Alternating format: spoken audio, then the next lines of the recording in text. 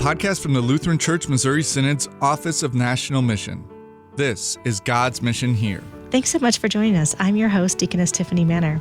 Today, we're going to be talking about God's mission in some places that are in communities just like yours. I'm joined by one of my coworkers, Stephanie Neugebauer, and the Reverend Dr. Nathan Meador, District President of the South Wisconsin District. Welcome to both of you. But we've not had you on at least the Worker Wellness Series, President Meador. So could you please introduce yourself and tell the listeners a little bit more about you than just your title and your name? Well, I'm the Reverend Dr. Nathan Meador. I have been president of the South Wisconsin District since June 9th. So the new district president smell is starting to wear off. At the time of our recording, that's a little over 3 months. That's right. Yeah. So but I've spent 25 years as what my adult children called a real pastor, serving parishes in North Wisconsin, Southern Illinois, and South Wisconsin. I also served as mission executive for the last 3.5 years prior to getting elected.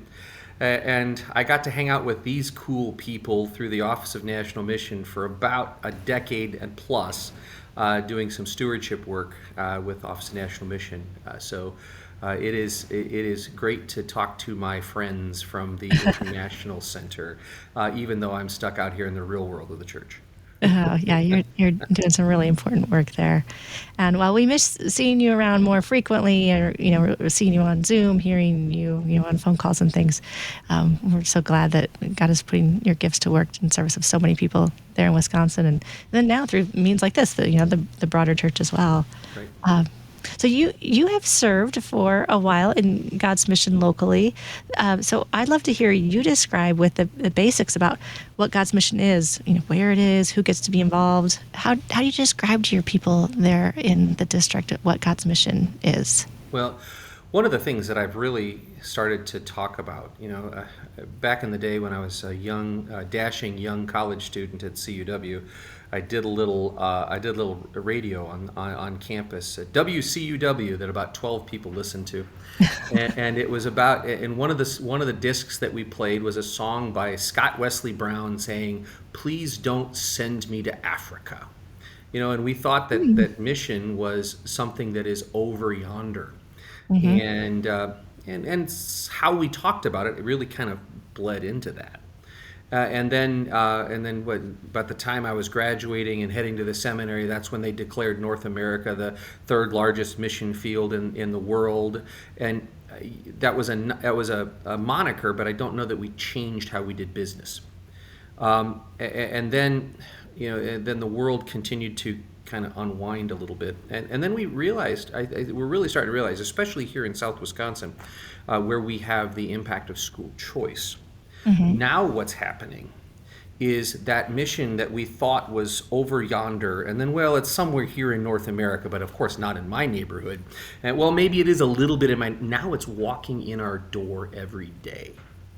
And that really has helped reorder us and understand that mission starts where there's a pulpit, altar, and a font. It begins there. The mission that we carry out to the world, that is that is something that doesn't come from us. We don't discover it in a textbook. It's delivered to us in word and sacrament ministry. That's where we don't belong there, but we have our admission pass in the invocation. It carries us through, and we get grace upon grace upon grace, and then all of a sudden we get to the end, and the benediction. We sometimes erroneously think of it. It's the liturgical equivalent of the that's all, folks, and really it's ascending. And that's where we take that. That mission goes outward, and that's exactly what's patterned in Acts 1:8, where it talks about Jerusalem, Judea, Samaria, and the ends of the earth. It goes out, and if we're not, that's the essence of God's mission here. It's a mission that originates in eternity in the heart of God, but it flows through the means that delivers that heart word and sacrament ministry, confession, absolution, baptism, Lord's Supper, rightly distinguishing law and gospel. And then what is rightly distinguished, what is shared according to its institution by Christ, then is sent out into the world to those who are they don't even know they need it.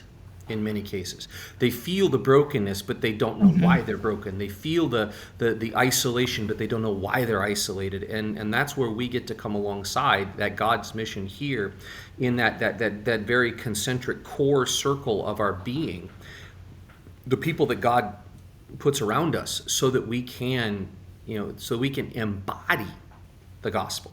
And that's really where it dovetails with my stewardship stuff that we talk about. We were created to be a reflection of the Creator within creation. And then we botched that, and then God redeems us in the perfect steward that is Jesus.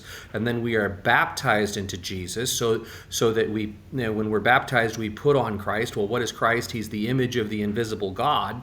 We then become bearers of that image. So what's happening in God's mission here is we are fundamentally stewards of the gospel. Everything else that we do is ultimately derived from that office of steward of the gospel, and that happens wherever God puts us. Well, speaking of where God puts us, as you were describing, the church is in the word and sacrament ministry, and we have certain workers there in those places who are called to serve us.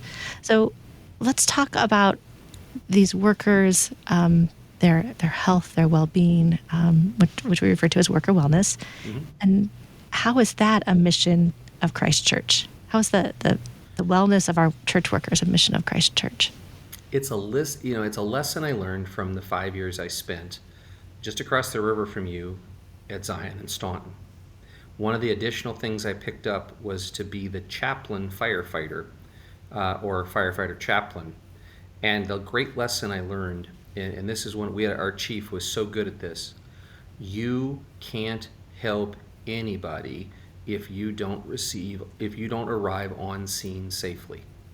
So yes, I can drive like a bat out of a certain eternal hotspot, but if I don't get the truck there in one piece and my firefighters there healthy, I haven't accomplished anything. So you do need to take care of the rig, you need to take care of the men. And that translates over into our stewardship of the gospel, because the stewardship of the gospel, while it is eternal, it is delivered through means. It's delivered as the word is proclaimed and the sacraments are administered according to their institution by Christ. That is delivered by a human being. The human being needs to take care of his body. It's very difficult for me to deliver the gospel if I am stuck in my bed, if I'm in a hospital, and there comes, and how we treat our body is a reflection of who made it and who redeemed it. And so it does become incumbent on us to take care of the whole person. And you can't give away the gospel if you can't get in the game, if you can't get on scene. And some of it is dealing with the stuff that comes with daily life. I mean, we age. The old gray mare ain't what she used to be, so you learn how to manage what you've got for the sake of the kingdom. But the mistakes we make in our early years set up limitations that we can't overcome in our later years. So it's important that we introduce a culture of mental, physical, spiritual, financial health early in ministry, so that we're not having to make the drastic changes late in ministry. It's the ounce of prevention is better than a pound of cure. It's a lot easier to eat healthy when you're 25 than to lose 80 pounds when you're 55. So it's very important for us to think along those lines of being stewards of who we are, so that we can be stewards of what we've been given to reflect to the world, which is the gospel. There's a lot that you've said there that we should unpack a little bit more. It was fantastic. And you said something there towards the end about the different what I refer to as like aspects of wellness. Like, we think of people as whole beings created by God, body and soul. And you mentioned physical, emotional. I forget which all. You said Physical, financial, mental, spiritual, financial. Financial. Yep. And sometimes we might add to that vocational, relational, intellectual. I mean, there's a lot of ways we can describe wellness, but that concept of a whole person, not just body, not that Platonic view of soul is more important than body, but God created all of us. So that's really a holistic approach to wellness, and I think it would be good if we could talk more about that. Like, what do we mean when we say holistic? Because it can kind of sound like holy, but it's not exactly holy. And I think, Stephanie, you might have thoughts here, but President Meador, what do we mean by holistic? Well, I think it's actually it's understanding that we can't compartmentalize these. They're interconnected. So it's very interesting that I'm preaching this weekend on the last part of Luke 16, where it's you can't serve two masters, and then of course there's the old Bobby McFerrin text, don't worry, be happy, except it's not about that. We understand that we are beset by anxieties. There's the anxiety of my physical health. I'm not in the shape I really want to be, and that affects my whole being. Anxiety related to finances. Boy, is that a big deal. Our younger couples are trying. Our younger workers are trying to figure out how to balance a new ministry, how to balance a new maybe the arrival of a new family, and oh yeah, by the way, I've got 8 years worth of student loans to pay for, and that creates all kinds of that creates physical, relational. There's three things that cause the greatest stress in marriages, not just worker marriages, but any marriages. It's money, it's family, and it's intimacy, and it's usually a perceived lack of all three, and it creates all kinds of problems that affect the others. So you cannot be holistically healthy and be in a financial trash heap. You cannot be holistically healthy. No matter, you can have more money than God, but if you don't have your relationships stewarded properly, you're not going to be healthy. If you don't have your theology healthy, none of the other things matter. So it's this interconnectedness. We are just like it fits Paul's body theology that we read about in his letters. We're a one body with many members, and no member is unimportant.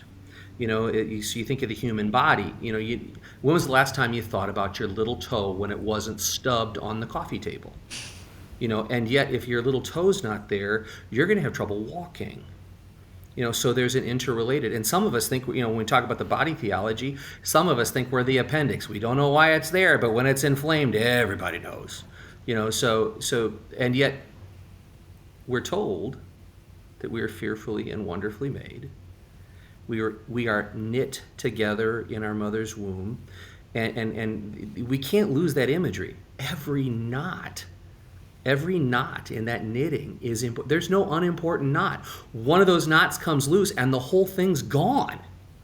So we do have to approach this holistically, and it's that interconnectedness. So now we've talked about what we kind of mean by the approach to holistic wellness, but we've also mentioned the word stewardship a couple times, and you are one of the LCMS stewardship guys. For many, though, listening, it's probably a little bit hard to reconcile how stewardship is more than simply what many would perceive as dealing only with finances or funding. A lot of churches have what they call Stewardship Sunday or even a Stewardship Month, where there's often an emphasis on tithing, offerings, how they... You're hurting me. Yeah. I'm just saying, right. It's out there. Right. And in addition to that, we also, just in our society in general, if if the word steward is mentioned, we then also think about nature and God's creation, or the earth. Right. But you are using stewardship, and the word steward is something greater than all of those things. Can Absolutely. you explain then, what do you mean by being a steward, whether it's a steward of the gospel, whether it's a steward of your own body or self? What is that, and then how is it connected to this topic of wellness? Okay, great question. Thanks for throwing me the softball. I'm going deep with this one. Here's the deal. We were created for the purpose of being a steward. In fact, I contend that is our single vocation. You go to Genesis chapter 1, 26 to 28, and you're going to find the words of institution for the office of steward. It's there we're told that we were created in the image of God. The word image doesn't mean God looks like me, because we'd have a much better looking God. But the reality is the word Hebrew word tselem means, the Greek word in the Septuagint is icon. So if you get your little iPhone and you got your programs, you've got a little picture of a much larger program that's hidden behind it. We were created to be that, to be a reflection of the Creator within creation. Okay? And the problem is, when we fell, Genesis chapter 3, when we fell, what happened is we tried to be the owner. Okay? So this is a little exercise I do when I teach stewardship. You know, I ask somebody to say, I want you to think of your most prized possession. And then I usually insert the little Jeopardy theme, and somebody comes up with the prized possession, and then I tell them, I'm going to prove to you that it's not yours. And all I have to do is go to Psalm 24, verse 1. The earth is the Lord's and the fullness thereof, and all those who dwell therein. So if what you came up with as your most prized possession is a thing, your boat, your car, your house, for me, I'm a golfer, my brand new driver, those kind of things. Well, the earth is the Lord's and the fullness thereof. Okay? If you're more sanctified, and usually it's the women involved, they say, it's my children. Well, guess what? That's part of, and all those who dwell therein. But now let me take it up one more notch. Who else is amongst all those who dwell therein? You. You don't belong to yourself. So we are created to be a reflection of the creation, to do His thing. So how we manage all of life and life's resources is a reflection of what we believe about the Creator. And when we fall into sin, we claim that, well, this is mine. Well, no, it's not. You see, and that's where it becomes very critical. When you get stewardship wrong, you are claiming ownership over something that doesn't belong to you. So what we have to fully come to grips with is what we're actually taking. You know, Eve did not take a fruit off the produce section at Schnucks. Okay, what she was really taking was God's place. So when you are a failed steward, you are not a miser, you are not cheap, you are an idolater. And if you want to understand the impact of idolatry, then you go to the other end of the scriptures, Revelation 22:15, where it gives the laundry list of those who are on the outside: the dogs, the sexually immoral, the liars, oh yes, and the idolaters. Idolatry, poor stewardship, can separate you from Jesus. And if we were created to be a reflection of the Creator in every aspect of our life, every other vocation that we have in our life, husband, spouse, or spouse, parent, student, teacher, employee, whatever down the line, all of it derives from our identity as steward of creation. And then we blow it. God redeems us in Christ, and then He does the unthinkable. He gives it back to us. Say, here, now manage this again. Except the only thing we really have to manage that's worth managing is the gospel. All these things that we've historically called stewardship, like you were saying, Stephanie, when they think of stewardship, when they hear the stewardship guy from Synod is coming, women clutch their purses and men guard their wallets. Okay? And frankly, the church earned that because we taught it badly for about 70 years. Okay? Heath Curtis and I think we've tried to make a dent in it, so I'm working on it. But ultimately, all these things that we've historically called stewardship, time, talents, treasure, they're not. They're not stewardship. They're the means by which we steward the one thing needful, which is the gospel of Jesus Christ. That's the only thing that matters. The chairman of the congregation I served up in Wausau he's a retired diesel mechanic. One of the greatest things he went to, Pastor, the only thing we can take out of this is our faith, and even God gave that to us. And that's really all we're a steward of. Everything else within creation, how we manage the created order, and then we come from a different perspective. Like you said, you alluded to this, Stephanie, how people talk about environmental stewardship. Well, but it's coming from they use the same word, but it's coming from a totally different perspective. They say we have to have clean air and clean water and clean soil, or we're all gonna die. Have a nice day. Okay? But that's a Christian. We want clean air and clean water and clean soil because God made it and our neighbor needs it. That's a totally different thing. That's a totally different approach. And the one thing our neighbor needs most, other than clean air and clean water and clean soil, is a clean and clear path to Jesus, who balances the equation between us and God, who reconciles the world to himself with the currency of his holy precious blood and his innocent suffering and death. And so that we then can share that. And that's how we become stewards of the body, mind, and spirit of our neighbors, which happen this goes back to the first question, which happens not just on the other side of the world, please don't send me to Africa, but in many cases starts happening right in our own homes, where our spouse who doesn't go to church with us anymore, or our kids who got confirmed and couldn't find church if we send them a map. This is the coworker. This is the person that you run into at the Quick Trip. You spell them with a Q down there. We spell them with a K, and ours are better. But you get to the counter and they've got tats all over the place and piercings where you go, ooh, that had to hurt. But they still need this stewardship of the gospel too.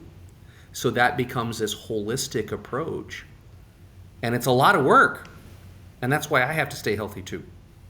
Well, in this vocation that you have now, serving in the district, first your role was the mission executive and now district president, you get to interact with a lot of people, a lot of the church workers, the congregations, the lay people there, the lay leaders. And as you're helping them to understand a whole lot of things, not just stewardship, right, but certainly stewardship, but in regard to the stewarding of the gospel that they do in their local word and sacrament ministry and the decisions they make that impact the church workers. So I'm talking about the lay leaders, right? The lay leaders are making decisions that impact their church workers. Mm-hmm. What advice do you have for them, for their stewardship, decision making, considering their church workers as whole people, and the neighbor to whom they serve? I think the first thing you have to do is you have to see all of those tangential vocations of stewardship, the derivative stewardships, through the lenses of the core of the stewardship of the gospel. So as we look at and I'm going to kind of give you a little sneak peek of what we're going to be talking about in the next triennium here in South Wisconsin. So if you imagine at the very center of a diagram, at the very center is a circle that says, we are stewards of the gospel, okay? And that means stewards of the gospel are stewards of faithful families, because that's where everything starts. And faithful family, and those families, they all look like the Lego blocks. Okay, I'm old enough where we didn't have Legos. I had Lincoln Logs, but my children had Legos. And the beautiful thing about Legos is the different pieces. Sometimes they have one. Sometimes they have one post on them. Sometimes they have two. Sometimes 4. Sometimes 6 or 8. And yet, and each one of them is unique. Each one of those is and if you want to think about those Legos with the individual posts, the different numbers, that's the different kind of families that we steward, okay? But then we snap them together, and that becomes the faithful congregation. And the congregation, we need to be caring for our workers and our brothers and sisters in Christ within that framework. And as we are caring for the congregation, and we're caring for those those faithful families, which include the families of our church workers, it's all seen that this is our stewardship of the gospel. We do this, as the families are gathered around family altars, as the families. Now, that also includes, from a congregational point, we need to make sure that we're paying them more than minimum wage. Okay, I understand it's a challenge, because our dear friends at Concordia Plans, they don't get any cheaper. They do great work, but they don't get any cheaper. And those church workers, they do rude things like want to feed their children and pay their mortgage, and put braces on their kids' teeth, and every once in a while buy them a pair of tennis shoes. And yet, for the congregation, the lay leaders, when you make sure that your workers are well cared for, that's one of those stresses that gets out of the way, so that together we can be faithful stewards of the gospel, taking care of your pastor, taking care of your deaconess, taking care of your DCE, taking care of your church musician, your Lutheran educator. That's all part of stewardship of the gospel, so that they are free to do what God has given them to do for you and for your neighbor. I love how it all comes back to the gospel, being a steward of the gospel. Listen, if we don't have the gospel at the center, we are a country club without a golf course and a pool. Mm-hmm. What's the point? It's got to come back to the gospel. Mm-hmm. If your wellness program isn't centered around the gospel, you will slip off into paganism. If your financial plan isn't centered around the gospel, you will gravitate into greed. If your interpersonal stuff, it'll become selfishness and victimization. The only thing that keeps us in check is our identity as baptized children of God. I have something entrusted to me that is unique, and that is what God has given me in the waters of holy baptism. I don't deserve it, but he's entrusted it to me. See, that's the other thing. I don't talk about gifts. I never talk about gifts in connection to stewardship, because a gift denotes ownership. If I give Stephanie a gift, I no longer control how it's managed. If I give it to, it's a transfer of ownership. So she can say, "Oh, I got a gift from the district president of South Wisconsin." Take it home, put it on a shelf, light candles, and all that kind of stuff. Don't do that. All right. Or she can say, "Oh, a gift from the district president." Oh, a gift from the district president. I have no control over that. But what happens when we see this as a trust, there is an accountability to the one who puts the trust in us. And everything we are and have, Psalm 24, verse 1, it's all his.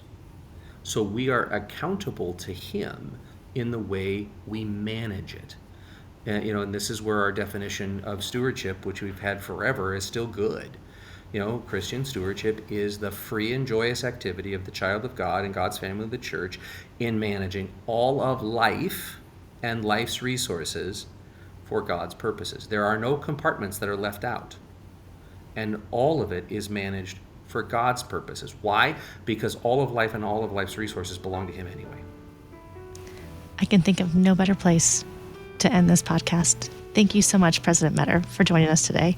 Thanks for joining us. If you liked what you heard, please leave us a review and don't forget to click the follow or subscribe button so that you don't miss out on upcoming episodes. God's Mission Here is a podcast that discusses Christ's gifts of forgiveness, life, and salvation, and how he delivers those gifts where you live and serve.